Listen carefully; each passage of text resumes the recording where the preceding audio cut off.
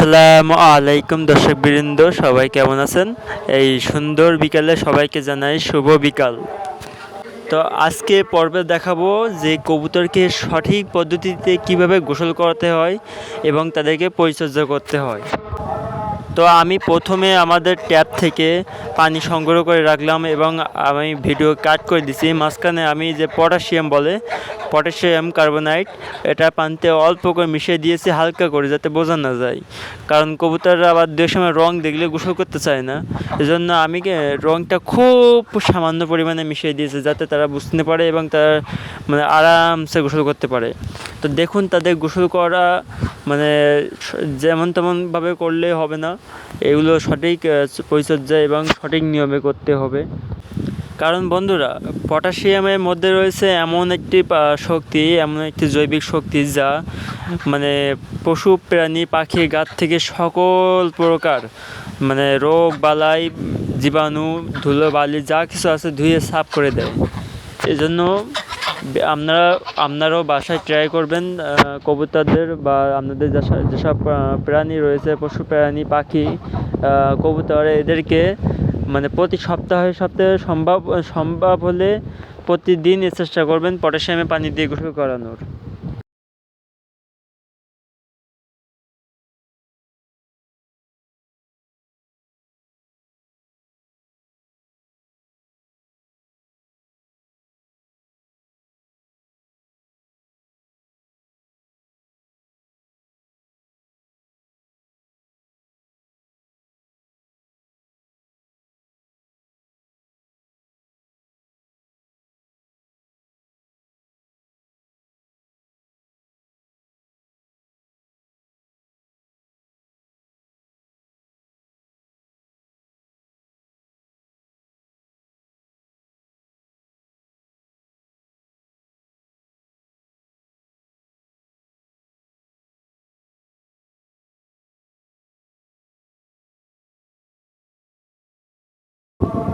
আমি আমার কবুতরদের সপ্তাহে পটাশিয়াম পানি দিয়ে গোসল করানোর চেষ্টা করি।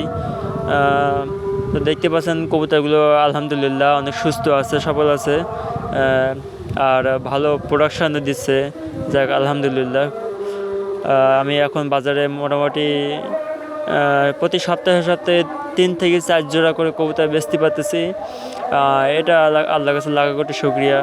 আমি এখন এর থেকে কিছু ইনকাম করতে পারতেছি, যেখান থেকে আমি নিজের খরচ কিছু চালাতে পারতেছি, পরিবারের পিছনে কিছু দিতে পারতেছি। এটাই আমার এটা ভালো লাগা আর কি। আর হ্যাঁ, পাত্রের বিষয়টা আপনাদের কবুতরের উপর নির্বাচন করতে হবে।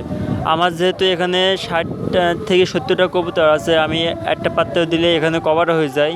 কিন্তু আপনাদের যেখানে 100 থেকে 200 অথবা হাজার পায়রা থাকবে, তখন সেখানে আপনাদের কিন্তু একটা ছোটো পাত্রেই কুলাবে না, তখন আপনাদের অনেক বড় একটা পাত্র দিতে হবে।